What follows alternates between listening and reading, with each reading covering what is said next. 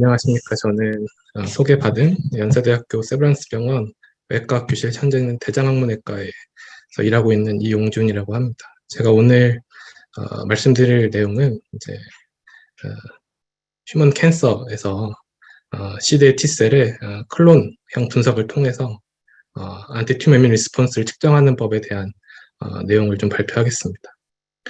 일단은 이 웨비나 자체는 이번에 사이언스 이뮤놀로지에 실린 논문을 기반으로 이제 초청받긴 했지만 그거 이외에 이 논문에서 주는 의의와 그다음에 해당 논문을 통해서 이제 우리가 고민해볼 부분에 대해서 좀 같이 다루려고 하고, 일단은 어떤 분들이 이 웨비나를 들지 제가 잘 몰라서 일단 처음에는 간략하게 다들 아시는 내용이겠지만 인트로덕션을 좀 짧게 하고 그다음에 논문 내용 좀 설명하도록 하겠습니다. 그래서 현재 이제 최근에 면역이 굉장히 화두가 되고 있는 것 같습니다. 그래서 면역력이란 말이 이제 쓰이고 있고, 이제 여기 보시면 알겠지만 어떤 분은 면역력을 높일 수 있다고 얘기하시고, 저희 PI이셨던 이제 카이스트의 신희철 교수님은 면역력이란 단어는 없다고 합니다. 이렇게 면역이란 말이 많이 쓰임에도 불구하고 이렇게 이제 컨플릭트가 있는 이유는 이제 개념을 정확히 정리하지 않았기 때문이라고 저는 생각을 하고, 그래서 이제 먼저 안티튜머 이뮤 리스폰스가 어떤 건지 좀 정의를 하고 가야 될 것 같습니다. 그래서 교과서적으로 보면은 이제 이뮤니티라는 말은 라틴어에서 이제 로마 시대에 의회에서 본인의 테뉴어를 지키기 위한 법적 수단으로서 이제 쓰여졌다고 합니다. 그래서 거기서 있었던 이뮤니타스란 말에서 이뮤니티가 왔다고 하고, 현재는 이제 질병, 특히나 이제 감염병에 대한 프로텍션이 정의가 되겠습니다. 그래서 여기서 중요한 키워드가 프로텍션이 나오겠고, 그래서 이뮨 시스템은 이런 이뮤니티에 관련된 셀이나 몰레큘을 통칭하는 것이고, 이뮨 리스폰스는 포린 서브스텐스, 외부 물질에 대해서 우리 몸에서 일어나는 이뮨 시스템의 반응이라고 하겠습니다. 그러면은 저희가 여기서 유추할 수 있는 거는 프로텍션과 포린 서브스텐스 이 두 가지가 굉장히 중요하다고 볼 수 있고, 그렇다면 어떤 걸 우리가 포린 서브스텐스를 할 수 있는가? 이 코비드 19은 확실하게 이제 새롭게 생긴 바이러스고, 저희 입장에서는 포린 서브스텐스는 맞는 것 같습니다. 하지만 이제 교과서를 보시면은 포린 서브스텐스가 꼭 인펙시어스한 게 아니고 논 인펙시어스한 서브스텐스도 이뮨 리스폰스를 일으킬 수 있다고 되어 있습니다. 그러면은 포린 서브스텐스는 어떤 걸 포함할 수 있느냐를 보면은 우리가 생각한 병원체도 있지만은 죄송합니다. 병원체도 있지만은 프로틴이나 폴리사카라이드 같은 매크로몰레큘도 가능하고, 또 매크로몰레큘뿐만 아니라 스몰 케미컬도 가능하다고 합니다. 그러니까 한마디로 말하면 결국에는 모든 물질이 다 포린 서브스텐스가 될 수 있다는 얘기가 될 것이고, 또 심지어는 어떤 상황에서는 셀프 몰레큘, 그러니까 우리 몸에 존재하는 몰레큘도 이뮨 리스폰스를 일으킬 수 있다고 합니다. 그렇다고 보면 사실 포린 서브스텐스란 말 자체에 이제 개념에 이제 혼동이 오게 되는데요. 한 가지 생각해보면 어떤 것들이 셀프가 되고 어떤 것들이 포린이 되느냐, 이것은 그 물질이 어떤 성질을 갖고 있냐에 달린 게 아니고 우리 이뮨 시스템이 어떻게 인식하냐에 따라 달린다고 볼 수 있습니다. 그 한 예로 마이크로바이옴은 우리 몸 내에 커멘설 박테리움이죠. 장내에 살고 있지만 이뮨 리스폰스를 일으키기도 하고 또 이뮨 서밸런스가 되기도 합니다. 그렇기 때문에 어떤 공간에 존재하느냐 또는 어떤 물질이 어떤 특성을 갖고 있느냐보다는 우리가 어떻게 받아들이냐가 결정이 되는 것 같습니다. 그렇다면 캔서셀은 어떤가? 캔서셀은 우리의 정상 세포에서 어떤 제네틱한 체인지로 인해서 캔서셀이 생기고 이게 증식한 결과입니다. 그렇다면 이 캔서셀은 우리 몸에서 노멀셀로 인식을 하느냐, 포린 서브스텐스로 인식을 하느냐에 따라서 이뮨 리스폰스가 일어날 수도 있고 일어나지 않을 수도 있다는 이제 추측을 할 수 있게 됩니다. 그래서 저는 이제 캔서셀은 우리 몸 안에 있는 스파이다, 이제 이렇게 생각을 하고 있는데, 이제 코비드 19과 캔서셀을 비교를 해보면은 코비드 19은 이제 호스트를 인베이전하는 익스터널 패소전입니다. 캔서셀은 우리 몸에서 유발된 인터널 에너미입니다. 그래서 이런 코비드 19 같은 익스터널 패소전이 침입을 하게 되면 알람 시스템이 이걸 디텍션하고 울리게 됩니다. 하지만 캔서셀은 대부분 이런 알람 시스템이 제대로 울리지를 않습니다. 코비드 19이 침범을 하게 되면 대부분 우리 군대와 이 코비드 19 간에 싸움이 벌어지게 되고, 이 결과로 호스트가 죽거나 혹은 살게 빠른 결과가 나오게 되지만, 이 캔서셀 같은 경우는 우리 군대와 이 에너미가 계속 오래된 이제 싸움을 하게 되고, 어떤 경우에는 우리 군대가 이 스파이를 적절히 디텍션 하지도 못하기도 합니다. 이 두 가지가 이제 인펙션과 우리 캔서 이뮤니티의 가장 큰 차이라고 볼 수 있겠습니다. 그래서 제가 이제 비유를 들었지만, 여기서 알람 시스템은 이제 다들 아시겠지만 이네이트 이뮤니티일 것이고, 아미는 아답티브 이뮤니티일 것입니다. 간단히 알람 시스템, 이네이트 이뮤니티 시스템을 보면은 굉장히 이제 빠른 반응이 일어나고, 이제 스페시피티는 대신 떨어지게 됩니다. 그래서 외부인이 침범을 하게 되면은 우리 몸의 세포 또는 이제 셀프, 포린 가릴 거 없이 일단은 공격을 하고 보는 것들이고, 여기 이제 이네이트 이뮤니 시스템에 관련되어 있는 것들을 이제 제가 나열했지만, 여기서 한 가지 중요한 거는 이제 우리가 좀 구별을 해야 될 게 한 가지 있습니다. 그래서 안티튜머 이뮤 리스폰스와 인플라마토리 리스폰스를 좀 구별을 해야 되는데, 인플라마토리 리스폰스는 인펙션 또는 이제 우리 몸에 티슈 인저리가 있을 때 생기는 일종의 이네이트 이뮤 리스폰스 중에 하나입니다. 하지만 우리가 일반적으로 이제 안티튜머 이뮤 리스폰스를 측정한다는 것을 인플라마토리 리스폰스를 측정하는 경우가 굉장히 많이 있기 때문에 좀 주의가 필요한 부분이고, 그렇다면 이제 우리 암의 아답티브 이뮤니 시스템은 어떤 특성을 갖고 있느냐, 이제 스페시피시티, 각 어떤 놈이 실제로 우리의 적군인지 구별하는 능력, 그리고 그 적군을 기억해서 계속 메모리를 갖고 있는 능력, 그 다음에 다이버시티, 다양한 외부 침입체로부터 우리 몸을 지킬 수 있는 다이버시티를 갖고 있습니다. 그래서 다들 아시겠지만 아답티브 이뮤니 시스템에서는 주로는 이제 림포사이트와 관련을 하고, B셀과 T셀이 있는데, B셀 같은 경우는 주로는 안티바디를 만들어서 셀 밖에 있는 패소젠에 이제 주로 영향을 주게 되고, 이제 캔서와 같이 셀 자체에 공격을 할 수 있는 거는 이제 T셀, 특히나 이 CD8 T셀이 이제 많은 역할을 할 수 있겠다는 생각을 할 수 있습니다. 그렇다면 이 CD8 T셀이 갖고 있는 이 리셉터, 이 T셀 리셉터가 중요한데, 그 이유는 이 T셀 리셉터를 통해서 우리는 이 에너미를 리코그니션 할 수 있기 때문입니다. 그래서 여기까지 이제 추론을 해보면, 이 안티튜머 이뮤 리스폰스에서 가장 중요한 것은 이 CD8 T셀일 수 있고, 또 이 CD8 T셀의 T셀 리셉터를 통해서 이 안티튜머 이뮤 리스폰스를 측정할 수 있지 않을까라는 생각을 할 수 있겠습니다. 그래서 다시 앞에서 했던 이 비유를 보면은 알람 시스템이 이제 캔서셀에 대해서는 잘 어울리지 않기 때문에 우리가 이제 아답티브 이뮤니티가 이네이트 이뮤니티가 더 중요하다고 추측을 할 수 있고, 그다음에 인터널 이제 에너미이기 때문에 B셀보다는 T셀, 특히나 실제로 죽일 수 있는 사이토식 시리의 T셀이 중요하다고 볼 수 있겠습니다.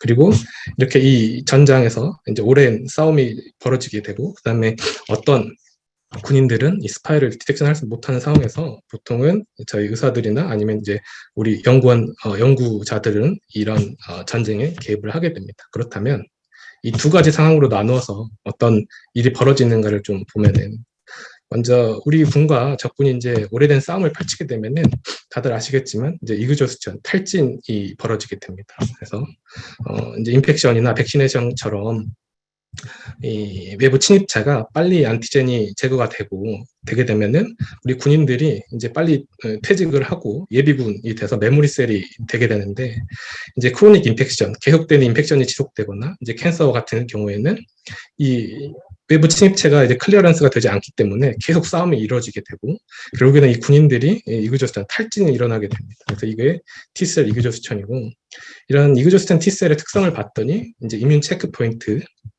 이런 면역 관문이 이 몰레큘들이 발현된다는 게 알려졌습니다. 그 대표적인 예가 PD-1이나 CTLA-4고, 그래서 이런 면역 관문을 이 라이간도와 결합하는 걸 억제해서 이 안티튜머 이뮤 리스폰스에 적용한 연구를 했던 이 앨리슨과 혼조 박사님이 2018년도에 생리학상을, 노벨 생리학상을 받기도 하였고, 실제로 이런 안티 PD-1을 기반으로 한 이뮨 체크포인트 이니비터는 실제 임상에서 많이 이제 적용이 되고 있습니다.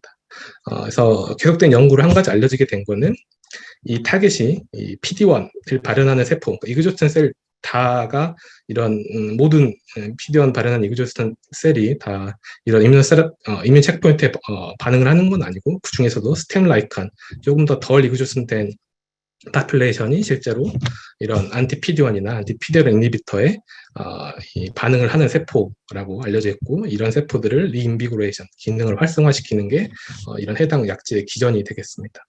하지만 이런 약제의 강점은 이제 치료 기간, 메모리 기능이 있기 때문에 T셀에 굉장히 오래된 치료 반응이 있지만, 약점이라고 하면은 일부의 환자에서만 이 반응이 나타난다는 약점이 있을 수 있습니다. 따라서 이런 안티-PD-1의 시대에 우리가 연구할 거는 어떤 이 치료 반응을 예측할 수 있는 바이오마커를 찾거나, 아니면 리스폰스를 높이기 위해서 어떤 어그멘테이션 모달리티를 컴비할 것인가, 또는 안티-PD-1을 넘어서는 다른 이뮤노세라피틱 모달리티는 없는가를 발견하게 됩니다. 고민하게 됩니다. 그렇다면 아마도 이런 안티-PD-1이 잘 듣지 않는 이유는 앞에서 제가 말씀드린 시츄에이션 2의 상황일 가능성이 있습니다. 그건 바로 우리 군대가 스파이를 정확히 인지하지 못하는 상황일 수 있습니다. 그렇다면 이 스파이를 잡기 위해서는 두 가지 전략이 있을 수 있습니다. 스파이에 대한 정보를 주거나, 스파이를 잡을 수 있는 군대를 실제로 직접 기르는 것. 그래서 이 스파이에 대한 정보를 주는 게 이제 캔서 백신이고, 실제로 이런 군대를 길러서 이제 직접 전달하는 것이 아답티브 T셀 세라피가 될 수 있겠습니다. 그래서 아답티브 T셀 세라피는 환자의 몸에서 이제 튜머셀 T를, 튜머 인필트럼 림프셀을 꺼내서 불린 다음에 다시 넣어주는 T 세라피가 있을 수 있고, 최근에는 더 각광받고 있는 이런 제네틱 엔지니어링을 해서 실제로 특수한 특수부대를 만들어서 다시 우리 몸에 넣어주는 TCR T 세라피나 CAR T 세라피 등이 이런 새로운 이뮤노세라피 모달리티가 될 수 있겠습니다. 그래서 이런 캔서 백신이나 아답티브 T셀 세라피 또는 이제 카티를 만들기 위한 과정에서 중요한 것은 먼저 이제 네오 안티젠, 그러니까 스파이의 특징이 뭔지를 일단 찾는 것이겠죠. 그래서 이 네오 안티젠 프리딕션을 해야 되고, 그 다음으로는 이제 T셀 리셉터 시퀀싱, 그러니까 우리가 그럼 우리 몸에서 갖고 있는 무기는 어떤가, 실제로 얘들을 잡을 수 있는가 하는 것들이 이제 동반이 되어야 될 것이고, 실제로 한 가지 더는 우리가 추측한 이 네오 안티젠과 우리의 무기가 실제로 전쟁을 벌였을 때 우리의 승리 가능성이 있는지, 인비트로 펑셔널 테스트 이 세 가지가 있어야 이런 새로운 이뮤노세라피틱 모달리티를 우리가 적용할 수 있을 것입니다. 이러한 과정에서 중요한 두 가지 특성이 있는데, 이러한 과정은 사실은 이제 한 환자에서만 유효하다는 것입니다. 왜냐하면 환자마다 갖고 있는 HLA가 다 다르고, 그 다음에 환자가 갖고 있는 TCR 레파토가 다 다르기 때문에 우리가 이렇게 연구한 결과는 각각의 개인에만 적용될 수 있는 인디비주얼리티가 있을 것이고요. 그 다음에 같은 튜머라고 하더라도 튜머가 이 사이트, 어떤 메타세스 사이트나 또는 이제 같은 튜머 안에서 스파이셜 로케이션에 따라서 튜머의 특성이 다르기 때문에 이 스파이들이 굉장히 여러 곳에 퍼져 있고 굉장히 다른 특성을 갖고 있다. 그래서 헤테로제네티가 있다. 이 두 가지를 모두 아울 수 있어야만이 이런 이뮤노세라피의 개발이 가능하다고 이제 볼 수 있겠습니다. 그렇다면은 다시 원점으로 다시 본론으로 돌아가서 이 안티튜머 리스폰스를 측정하는 결국에는 우리 군대의 파워를 측정하는 거라고 볼 수 있겠습니다. 그렇다면 우리 군의 파워를 어떻게 하면 가장 잘 예측할 수 있는가? 그것은 우리의 적군을 알고 이 적군에 실제로 대항할 수 있는 군인들만을 선별하는 과정이 필요할 것입니다. 그게 바로 이 T셀 리셉터를 통해서 우리가 갖고 있는 군인들이 갖고 있는 무기를 파악하는 과정일 것입니다. 그게 바로 TCR 시퀀싱이 될 것이고요. 그래서 T셀 리셉터는 T셀 리셉터는 알파 체인과 베타 체인 두 가지로 이제 구성이 돼 있고, 이제 가장 우리 몸에서 하이퍼 베리어블한 리전 중에 하나입니다. 그래서 가장 다양한 레파토를 갖고 있고, 그 중에서도 이제 베타 체인에 있는 CDR3 리전이 가장 이 베리어빌리티가 높고, 실제로 이 안티젠과 결합하는 능력이 가장 높은 부위로 알려져 있습니다. 따라서 우리는 일반적으로 이 TCR 시퀀싱을 통해서 클론형 분석을 할 때 이 TCR, 특히 베타 체인의 CCR3를 가지고 많이 얘기를 하게 됩니다. 그래서 이제 개념은 클로노타입이라는 거는 이 TCR 시퀀스의 특정한 뉴클레이드 시퀀스를 얘기하는 것이고, 이 동일한 이 뉴클레이드 시퀀스를 갖고 있는 셀들을 우리는 클론이라고 이제 분리를 하고, 이 클론들은 같은 안티젠 스페시픽, 같은 적군에 대항할 수 있는 동일한 개체라고 볼 수 있겠습니다. 그렇다면 TCR 시퀀싱을 하는 방법은 두 가지, 이제 벌크 TCR 시퀀싱이 있고 싱글셀 시퀀싱이 있을 수 있습니다. 그래서 이제 벌크와 싱글셀의 차이는, 벌크 같은 경우는 어떤 셀에서 그 TCR 시퀀스가 유래되는지는 알 수는 없고, 또 한 가지는 이제 그 셀에 같이 있는 알파 체인, 베타 체인을 어떤 셀에서 유래되는지 알 수가 없기 때문에 알파 체인의 시퀀스 또는 이제 베타 체인의 시퀀스 각각 개별만 이제 알 수 있고, 그러니까 페어링된 정보를 알 수 없다는 점이 있을 것이고, 그다음에 여기서 나온 결과는 이 클로노타입을 이제 우리가 분석을 하게 됐을 때 클로노타입의 수가 이제 절대적인 게 아니고 렐레티브, 그러니까 분모가 있는 수치만 우리가 얻을 수 있습니다. 즉 퍼센티지만 알 수 있다는 거. 어떤 클로노타입이 어떤 프리퀀시로 존재하는지만 알 수 있지, 그게 실제로 몇 개의 셀에 존재한다는 거는 알 수가 없다는 거. 하지만 이 장점은 이제 코스트가 낮고 많은 셀들을 넣을 수 있다는 장점이 있겠습니다. 반대로 이제 싱글 셀은 이런 로우 코스트 하이 인풋에 대한 단점 빼고는 아주 많은 장점인데, 특히나 같은 이 싱글 셀에서 이 TCR 시퀀싱을 통해서 이 클로노타입을 정의할 수 있고, 즉 이 셀의 아이디를, 스페시티의 아이디를 줄 수 있고, 거기에 RNA-seq이나 사이트-seq을 동반하게 되면은 트랜스크립톰 또 이제 프로테옴까지 가능하고, 이제 더 나아가서는 크로마틴, 에탁시까지 이제 같이 적용을 하면은 그 셀이 어떤 셀인지를 정의한 이후에 TCR 시퀀싱을 통해서 다양한 이제 몰레큘러 피처를 같이 컴바인할 수 있다는 아주 큰 장점이 있겠습니다. 그래서 이런 연구들이 계속 진행되고 있는 것 같습니다. 여기까지가 이제 인트로덕션이고, 제가 이제 오늘 사이언스 이뮤놀로지 이제 올해 8월에 나왔던 해당 논문을 이제 말씀을 드릴 텐데, 이제 해당 논문이 이제 저희도 이제 쓰면서 느꼈지만 이제 좀 어려운 부분이 있습니다. 어려운 부분이라고 하면 이제 메시지는 간단한데, 아마도 읽어보신 분들은 피겨 3과 4 부분에 TCR 시퀀싱 부분이 이제 어떤 의미인지 파악하는 것도 좀 불분명하고, 하기도 어려운 부분이 있을 수 있습니다. 그래서 그거에 대한 좀 설명을 드리려고 하고, 그래서 일단은 그런 이유 자체가 구조적으로 존재하고 있습니다. 사실 TCR 시퀀싱이 여기서 이제 에디티브한, 이 메인 메시지 에디티브한 인포메이션을 주고 있지만은 실질적으로 좀 약간 다른 얘기이기 때문에 사실 이해하기 좀 쉽지 않았을 것 같고, 그래서 먼저 이 논문 자체 이제 TCR 시퀀싱 부분을 뺀 나머지 부분을 일단 어떤 의미인지 정리하고, 그 다음에 TCR-seq 부분이 어떤 의미인지를 다시 정리해서 좀 말씀으로, 이 메시지가 TCR 시퀀싱 부분이 이제 이 메인 메시지에 주는 의미가 있긴 있지만 사실은 좀 약간은 별개의 내용이기 때문에 좀 이해하기 어려운 부분이 있으실 것 같아서, 제가 좀 나누어서 이 논문의 메인 메시지와 TCR 시퀀싱에 주는 메시지를 좀 나누어서 설명드리는 식으로 좀 하도록 하겠습니다. 그래서 사실 이 논문 자체의 의미는 이제 아까 말씀드린 대로 PD-1 같은 이런 이뮤 체크포인트의 프리딕티브 바이오마커를 어떻게 하면 찾을 수 있는가, 근데 듣는 사람을 어떻게 구별할 수 있는가 하는 이게 이제 메인 주제고요. 그래서 이제 브레스트 캔서를 간단히 말씀드리면은, 이제 브레스트 캔서에서 이뮤노세라피가 점점 이제 이 메타스테이지 세팅뿐만 아니라 이제 얼리 케이스, 그러니까 네오주번트 케이스에서도 굉장히 이제 좋은 성과를 보이고 있는데, 반면에 이제 TNBC, 그러니까 여러 브레스트 캔서 중에 일부 타입에서만 반응이 있는 것으로 알려져 있습니다. 하지만 이것에 대한 정확한 이유는 잘 모르는 상황이었고, 그래서 저희는 이제 브레스트 캔서 페이션트에서 수술한 조직, 튜머 조직과 그다음에 메타스타시스 림프노드, 그다음에 블러드 세 가지를 얻어서 다양한 실험을 진행했습니다. 근데 여기서 한 가지는 이제 림프노드에 대해서, 여기는 이제 메타스타시스가 완전히 돼 있는 걸 확인했기 때문에, 이제 우리가 기존에 이뮤놀로직한 지식으로 알고 있는 뭔가 뭐 이제 T셀이 프라이밍되고 하는 그런 사이트로서의 기능을 한다고 보지는 않았고, 저희는 여기는 그냥 이제 튜머와 좀 떨어져 있는 이제 하나의 이 튜머 사이트 중 원 오브 튜머 사이트라고 이제 생각을 하고 이 논문을 진행을 하였습니다.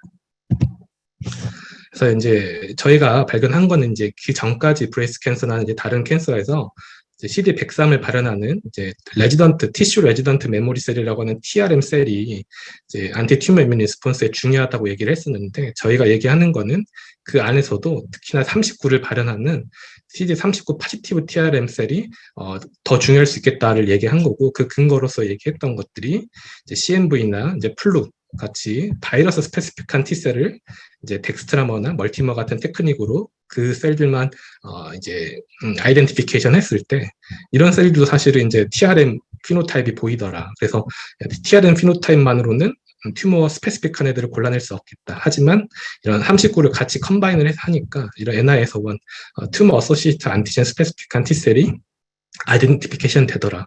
실제 노멀 티슈, 정상 브레스트 티슈에서는 이런 셀들이 CD39 파지티브 TRM이 발견되지 않지만 튜머에선 발견하더라. 또 다른 근거로는 이런 CD39 파지티브 TRM에 오토로그스 튜머셀을 코컬치했더니 다음처럼 포온비비 액티베이션 마커가 올라가더라. 이런 것들이 이제 실제로 CD39 파지티브 TRM 셀이 튜머 스페시픽한 T셀이라는 증거가 되겠습니다.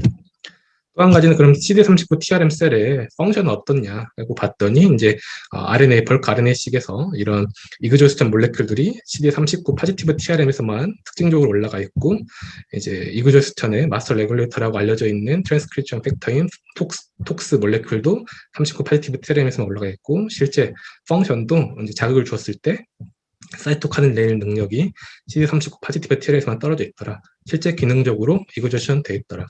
그렇다면 이런 이그조션 된 셀들이 피존을 줬을 때 리인비고레이션 될 수 있는 캐파시티는 갖고 있느냐 이런 것들을 저희가 엑스비보 또는 인비보 트리트먼트 안티피존 트리트먼트를 하였을 때 CD39 파지티브 TRM 셀만 이제 PD1이나 CTLA4를 같이 주었을 때 다음처럼 이 이사분면에 분열하는 세포들이 늘어나더라. 하지만 다른 39 네가티브 또는 논 TRM 다른 세포들은 반응이 없더라. 그래서 39 파지티브 TRM이 튜머 스페시픽 하면서도 이그조션 돼 있고 리인비고레이션도 되더라. 이제 이렇게 말드렸고 그렇다면 이런 39 파지티브 TRM셀이 얼마나 많은지가 이제 안티피디온 트리트먼트 프리딕티브 또는 프로그노스틱 마커가 될 수 있느냐 하는 것들을 가지고 저희가 봤더니 이제 서브타입 아까 말씀드린 브레스트에 여러 서브타입이 있는데 그중에 TMBC 타입에서만 예상대로 올라가 있고 이런 TMBC 타입에서 이 39 파지티브 TRM이 많고 적음은 서바이벌과 관련이 돼 있었고 많을수록 더 좋은 예후를 보였고 이 39 파지티브 TRM이 많을수록 인비트로에서 안티피디온을 주었을 때 사이토카인을 내는 세포들이 늘어나더라. 그래서 이 안티피디온의 프로그노스틱 프레딕티브 마커가 될 수 있겠다. 그래서 이게 이제 첫 번째 이 논문의 메인, 그러니까 임상적인 이제 의의를 주는 것이고요. 그래서 요거는 아마 굉장히 이해하기 쉬우셨을 것 같습니다. 이제 TCR식 부분이 이제 조금 이제 저희가 얘기했던 거는 이제 시스테믹 한 이제 이 커넥션 돼 있는 안티 튜머 리스폰스가 있다를 이제 TCR식으로 말씀을 드렸는데 어떤 식으로 이제 좀 설명을 드리면은 저희가 CD T셀을 일반적으로 CCR7이나 CD45R이라는 마커를 가지고 T셀, CD T셀을 구분을 하는 이제 보편적인 방법이 있습니다. 그래서 나이브 셀, 이펙터 메모리 셀, 센트럴 메모리 셀, 터미널 디퍼런셜 이펙터 메모리를 구분할 수 있는데 기존 연구에서 특히 이제 안티튜머 리스폰스에서는 관련해서는 이펙터 메모리 셀이 좀 관련이 된다는 건 알려져 있었습니다. 그리고 이제 저희가 정의를 컴파트먼트라는 정의는 이제 블러드 튜머 메타식 림프노드 저희가 얻었던 조직이고 이제 서브 파퓰레이션은 TRM이 아닌 넌 TRM, 39 네가티브 TRM, 39 파지티브 TRM 요 세 가지를 이제 서브 파퓰레이션으로 구별을 하였습니다. 그래서 이제 이 기존에 알려져 있는 T셀의 분류로 나눠서 튜머와 림프노드에 있는 CD T셀의 39, 103 파지티브, 39와 103의 발현을 보니까 나이브나 이제 템나 셀에서는 39, 103 파지티브 셀이 없지만 TEM 셀에서만 발현을 하더라. 그래서 저희가 이렇게 네 가지 분류를 해서 솔팅을 하고 블러드에서는 이렇게 하고 튜머나 림프노드에서는 이런 TEM을 더 분류를 시켜서 세부 분류를 시켜서 이 서브 퍼퓰레이션을 더 나눠서 각각을 솔팅해서 저희가 벌크 TCR 시퀀싱을 하였습니다. 그래서 이제 서브 파퓰레이션 다음처럼 되고, 그래서 이제 인터 서브 파퓰레이션 클로널 오버랩이라는 이제 용어가 생기는데, 요거의 정의는 이제 이 클로너 타입이 이 각각의 서브 파퓰레이션에서 하나에서만 존재하는 게 아니고, 이 두 군데에서 존재하거나 또는 세 군데에서 존재하거나 할 때는 우리가 이 클로너 타입이 인터 서브 파퓰레이션 클로널 오버랩이 된다라고 정의를 하였습니다.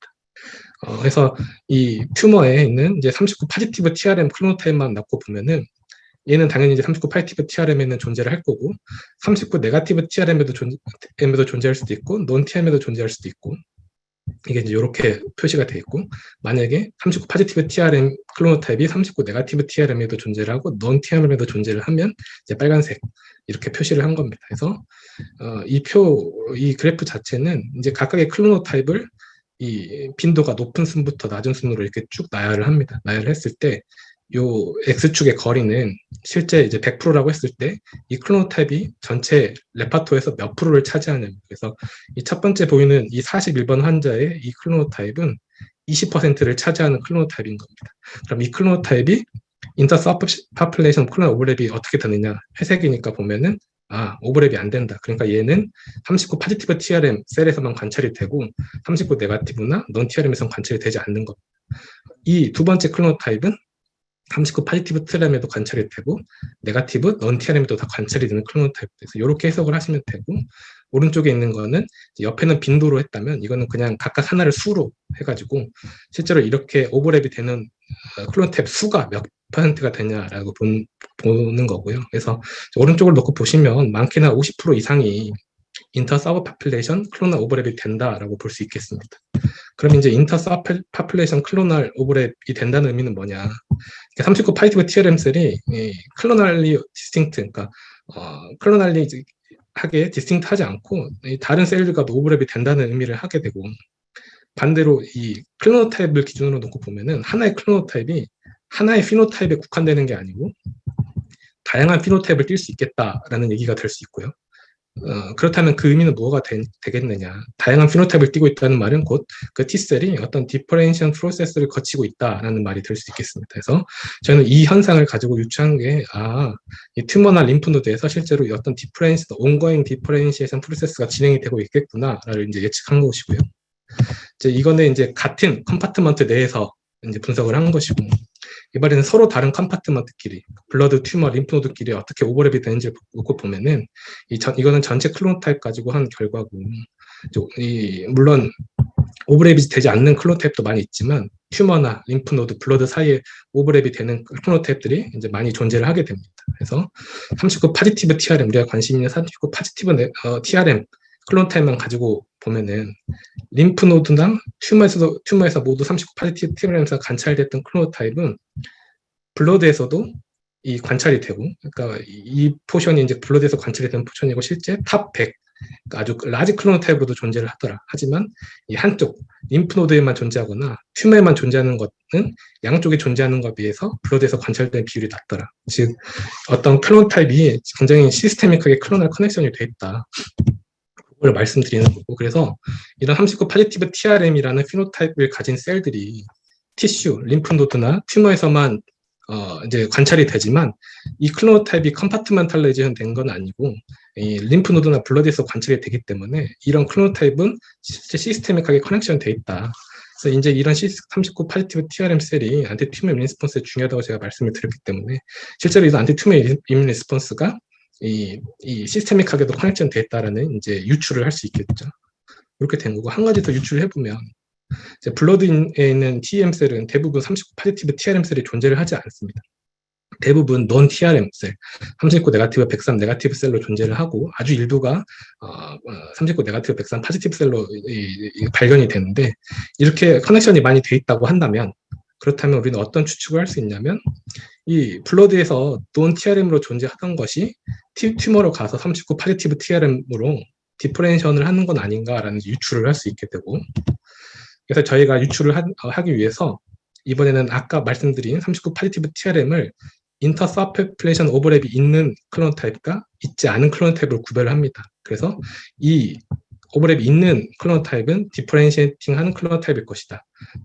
오버랩 되지 않는 건 디퍼렌싱 하지 않는 클로노타입일 것이라고 비교를 하고, 그 다음에 이제 가설을 세운 게, 만약에 이런 클로노타입 이 둘이 디퍼렌시션 하는 것과 하지 않는 것이 다른 컴파트먼트 블러드나 림프노드에서 어떻게 존재하는지를 보기 위해서 혹시 이제 블러드에서 이제 블러드와 이 둘 중에 어떤 게 더 잘 커넥션 되는지는 블러드에 존재를 하고 또 라지 클로노타입으로 존재를 하게 되면 이 둘 중에 어떤 게 더 시스테믹 안티튜머 이뮨 리스폰스와 관련이 되는겠구나라고 유추할 수 있고, 또는 또 한 가지는 아까 이제 디퍼렌시얼 프로세스가 티슈에서 일어날 수 있다고 했으니까 이런 클로노타입 중에 어떤 게 그러면 그러니까 다른 사이드, 다른 컴파트먼트 림프노드에서도 같은 디퍼렌시얼을 갖고 있는 건 아니냐라는 생각을 하게 되고, 이건 이제 림프노드에서 똑같이 인터 서큘레이션 오버랩이 돼 있다고 한다면, 또 39 파지티브 TRM으로 존재를 한다면 다른 티슈에서도 디퍼렌션을 하는 건 아닌가, 이제 이런 가설을 세워서 이번에는 이제 39 파지티브 TRM 클로노타입을 이번에는 그냥 랭크로, 그러니까 이 X축이 프리퀀시를 의미하는 게 아니고 그냥 왼쪽부터 오른쪽까지 이제 하이 랭크에서 로우 랭크로 이렇게 쭉 배치를 하게 됩니다. 쭉 배치를 해서 이 환자에서 그럼 이 첫 번째 클로노타입은 블러드에서 어떻게 존재를 하고 림프노드에서는 어떻게 존재를 하는지를 이렇게 이 하나의 로우가 같은 클로노타입이 어떻게 존재를 하는지, 다른 컴파트먼트에서 어떻게 존재를 하는지를 본 거라고 보시면 되고, 말씀드린 대로 튜머의 39 포지티브 TRM 클로노타입은 오버래핑과 논 오버래핑을 나누고, 블러드에서 존재하지 않으면 까만색, 존재를 하면 보라색, 특히나 라지 클로노타입은 더 진한 보라색. 그리고 반대쪽 림프노드에서, 그러니까 다른 티슈 컴파트먼트에서 39 포지티브 TRM으로 존재하면 이 주황색, 아니면은 이제 다른 색깔로 표시를 한 겁니다. 그래서 보시면 알겠지만 이제 오버래핑 클로노타입은 이 두 번째를 보시면 블러드에서 라지 클로노타입으로 존재를 하고, 반대편에서 39 포지티브 림프노드에서 39 포지티브 TRM으로 존재를 하더라. 이런 식으로 각각의 클로노타입이 어떻게 존재를 하는지를 같이 이제 본 그래프라고 볼 수 있고, 이걸 조금 더 보기 쉽게 이제 이 그래프로, 하나의 그래프로 나타나게 되면 이 튜머에 있는 39 포지티브 TRM 클로노타입을 오버래핑 하는 것과 오버래핑 하지 않는 걸로 나눴을 때, 오버래핑 하는 클로노타입을 39 포지티브 TRM 튜머 클로노타입 19개인데 블러드에서는 11개가 디텍션이 되고, 이 클로노타입이 실제로 림프노드에서 어떻게 존재하는지를 보면 보시면 알겠지만 이 주황색으로 표시된 39 포지티브 TRM으로 많이 존재를 하더라. 근데 오버랩에 비해서 논 오버래핑 되는 클로노타입은 튜머에서 더 많이 존재했지만 블러드에서는 대부분 존재하지 않고, 림프노드 반대쪽 상대편 컴파트먼트에서도 많이 관찰이 되지 않더라를 말씀드리고, 이게 보여주는 그래프고, 요거를 이제 요약한 건데, 여기서는 이제 오버래핑과 논오버래핑을 나눴을 때 오버래핑은 대부분 블러드에서 잘 관찰되고 논오버래핑은 블러드에서 관찰되지 않더라. 그리고 림프노드에서도 39 포지티브 TRM으로 많이 관찰이 되고, 오버래핑 같은 경우는, 그 다음에 이 오버래핑 되는 것들은 실제로 반대편, 그러니까 림프노드에서도 오버래핑으로 존재하더라. 그러니까 튜머에서 디프레인시에이션 되고 있는 클로노타입이 림프노드에서 디프레인시에이션 되고 있고 블러드에서 존재를 하다. 그래서 이제 저희가 이제 여기서 추측할 수 있었던 거는 이제 블러드 TM이 티슈로 가서 튜머나 림프노드에서 가서 39 포지티브 TRM으로 디프레인시에이션을 하는 게 아닌가라는 것을 이제 인체 내에서 보여주는 거라고 보겠습니다. 그래서 여기까지가 사실은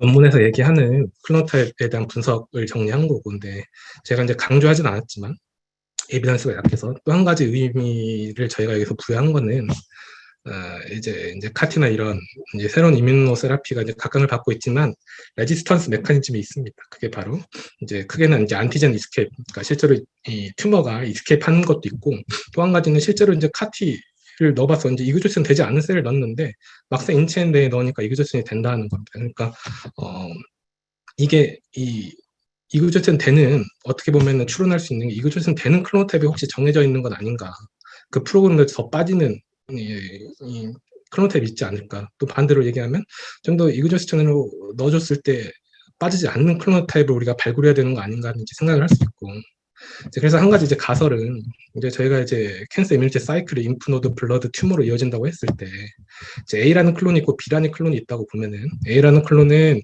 튜머에서는 많이 존재하지만 이미 디퍼렌시는 많이 되고 해서 이제 블러드나 림프노드에서는 잘 존재하지 않고, B 클론 같은 경우는 39 포지티브까지 디퍼렌시이 된 클로노타입은 별로 없지만 반대로 블러드나 로드에서 많이 관찰되고, 이제 이런 A랑 B가 있다고 한다면 클론 A보다는 클론 B가 좀 더 레스 이그조스천 되고 좀 더 스템 라이크한 피처를 갖고 있고, 또 리센틀리 이머징한 안티젠에 더 리액티브한 건 아닌가, 이런 가설을 세울 수 있고. 그래서 이제 저희가 생각한 거는 39 포지티브 TRM 중에서도 앞에서 했던 오버래핑 클로노타입이 조금 더 이런 캔디데이트이 될 수도 있겠다, 이제 이런 건 이제 사실은 굉장히 논리의 비약인데, 이제 이런 뭐 재밌는 추측만 해봤고 이제 해당 연구를 이제 진행을 하고 있습니다. 그래서 이런 의의가 이제 숨겨진 이제 좀 저희 저자의 생각이 있다. 그래서 해당 논문은 다음과 같은 이제 다양한 이제 저희 제가 카이스트 박사 과정에 있을 때 이제 신 교수님, 진도교수 신희철 교수님 지도하에 다양한 외과 선생님들이 샘플을 제공해 주셔서 할 수 있었던 일이고요. 그래서 여기까지가 이제 사이언스 이뮤놀로지 논문이고요. 간단히 이제 이런 TCR을 이용한 다른 이제 실험 연구에 대해서 간단히만 좀 말씀드리고 마무리하고자 합니다. 그래서 그렇다면 이 안티튜머 이뮨 리스폰스를 앞에서는 39 포지티브 TRM이 많고 적응을 했기 때문에 튜머가 필요하게 되는데, 튜머가 아니고 블러드에도 저렇게 많이 존재를 하는데 그럼 블러드를 가지고도 메저먼트 할 수 있는 거 아니야? 이제 이런 가설을 세울 수 있는데, 기존에 이런 페리페럴 블러드를 가지고 우리가 안티튜머 이뮨 리스폰스를 측정하는 어떻게 했는지를 보면은 뭐 CBC 카운트나 뭐 인플라마토리 마커 CRP 같은 거, 뭐 사이토카인을 쟀습니다. 근데 사실 이런 것들은 앞에서 제가 말씀드린 대로 인플라마토리 리스폰스와 관련된 것들이지 이런 실제로 아답티브 이뮤 리스폰스, 특히 무기를 갖고 있는 군인을 측정하는 방법은 아니라는 생각이 듭니다. 그리고 이제 뭐 팩스로 뭐 T렉 CD4 찍는데 이것도 마찬가지로 제가 블러드를 생각해 보면 블러드는 물론 군인들도 존재하지만 이 전방기지가 아니고 후방기지고 민간인들이 섞여 있습니다. 그래서 이런 것들을 TCR 시퀀싱을 하지 않고 그냥 측정한다는 것은 곧 민간인까지 포함해서 우리의 군대의 전력을 측정하는 것과 같다. 그래서 이 TCR이 꼭 도입이 돼야 된다. 이렇게 생각을 한 것이고요. 그래서 제가 했던 거는 이제 실제로 이 HCC, 그러니까 간암과 담도암 환자에서 실제 피디온을 맞은 환자에서 이 피디온 맞기 전과 맞고 일주일 뒤, 그 다음에 2주일 뒤, 이 세 가지 타임 포인트에서 페리페럴 블러드 샘플링을 해가지고 앞에서 블러드에서 그나마 안티튜머 리스폰스가 관련되어 있다고 알려져 있는 이펙터 메모리 셀을 솔팅해서 TCR 시퀀싱을 진행해봤습니다. 그래서 이 표는 이 그래프는 요즘에 많이 보실 수 있는 그래프인 거라고 생각이 드는데요. 이 X축은 이제 각각 이 닷은 각각 클로노타입이고요. 이 X축은 그 클로노타입이 실제로 수술 전, 그러니까 안티피디온 맞기 전에 프리퀀시고, 이 Y축은 피디온 맞은 이후에 이 각각 타임 포인트에 해당했을 때 타임 포인트의 클로노타입 프리퀀시이고요. 그래서 여기는 1사분면은 치료 전과 치료 후에 모두 존재하는 클로노타입, 2사분면은 치료 전에는 0, 존재하지 않았지만 치료 이후에 나온 이머징 클로노타입, 3사분면은 뭐 의미 없고요. 4사분면은 치료 전에는 존재했지만 치료 후에 없어진 안 보이는 클로노타입이라고 정의를 할 수 있고, 이 대각선 다이고널 라인은 이 얼마나 이 다이고널에 가까울수록 이 클로노타입은 사이즈의 변화가 없다가 됩니다. 그래서 리스폰스가 있던 환자, 없던 환자를 비교해보면은 이제 확연히 보이시겠지만 리스폰스가 없던 환자에서는 다이고널 라인에 굉장히 가까이 있죠. 그리고 2사분면에 있는 새롭게 등장한 클로노타입이 라지 클로노타입은 없습니다. 근데 여기서 이제 한 가지 해석에 주의해야 될 거는 이제 이게 아무리 제가 블러드 샘플링을 하더라도 이 시퀀싱의 뎁스가 모든 레퍼토리를 다 커버리지 할 수는 없기 때문에 어떤 기준 컷오프 이상만 우리가 의미가 있다고 봐야지, 이런 레어한 클로노타입은 실제로 그냥 시퀀싱의 뎁스 때문에 발견이 안 됐다가 나오고 할 수 있기 때문에 이렇게 사이즈가 크면서 새롭게 보이는 클로노타입이 리스폰더에만 나옴을 볼 수 있습니다. 따라서 이런 것들을 이제 측정해 보면 얼마나 리스폰더 환자에서 이제 실제로 이런 이 피어슨 콜레이션 얼마나 대각선에 가깝게 있느냐 보면은 리스폰스 환자에서는 확실히 non 리스폰더에 비해서 더 멀리 떨어지게 된다. 뭔가 사이즈가 커졌다고 볼 수도 있고요.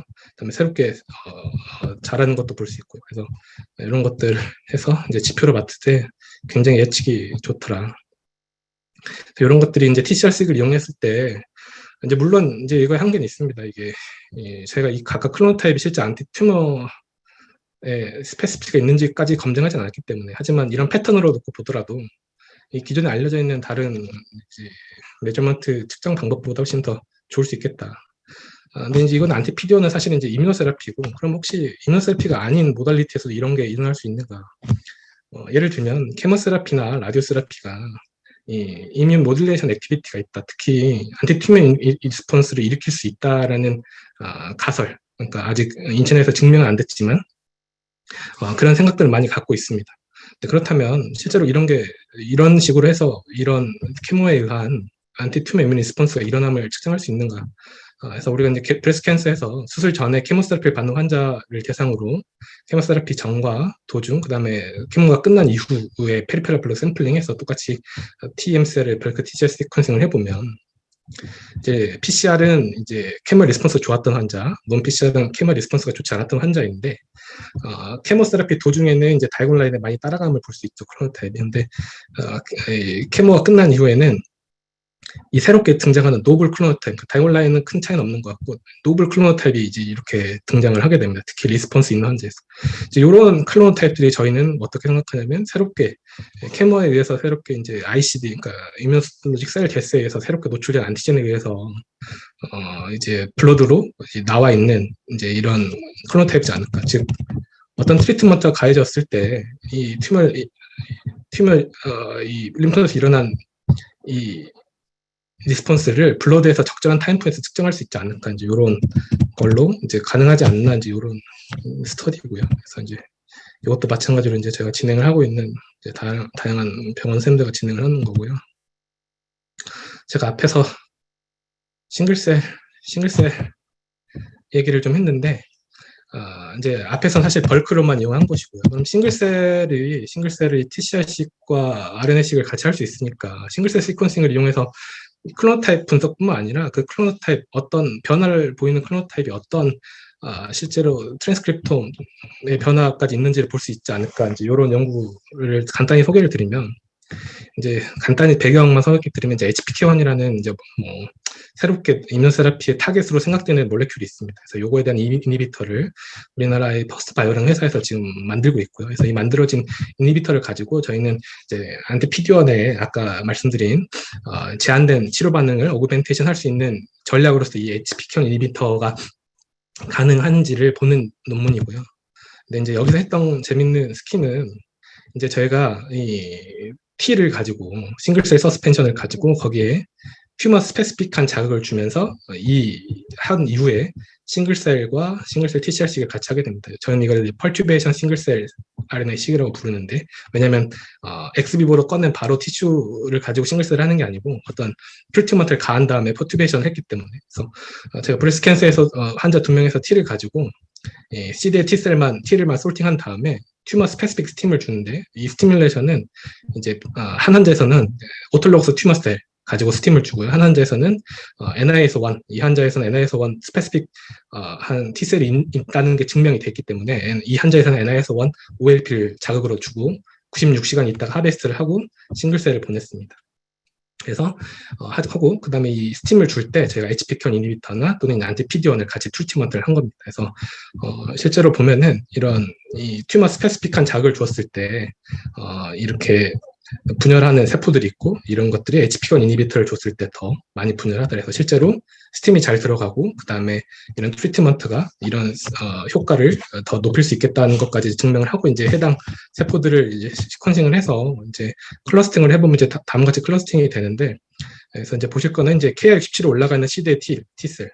저희는 어떤 가설을 세웠냐면, 이 K67 시대 T셀은 이제 프로리프레팅 셀이라고 볼 수 있고, 제가 튜머 스페시픽한 스팀을 96시간 동안 줬기 때문에 96시간 이후에 프로리프레팅을 하고 있는 셀들은 이 튜머 자극에 반응을 한 튜머 리액티브한 셀이 아닌가, 이렇게 가설을 세운 거고요. 그래서 이 프로리프레팅 셀의 이 클로노타입과 같은 클로노타입을 갖는 거는 지금 분열하고 있지는 않더라도 이 세포들은 똑같이 튜머 리액티브한, 그러니까 튜머에 스페시티가 있는 셀들이라고 정의를 하고, 이 셀들만 가지고 다음을 진행합니다. 그래서 이 튜머에 리액티브한 이 클로노타입만 가지고 저희가 치료를 한 게 있고, 치료 전후가 있기 때문에, 치료를 한 게 있고 안 한 게 있기 때문에, 치료를 하지 않은 거에 비해서 치료를 했을 때 이 튜머 리액티브한 클로노타입 중에서 이 사이즈가 1.5배 이상 커진 클로노타입은 저희가 트리트먼트 리스폰시브 클로노타입으로 정의를 합니다. 그래서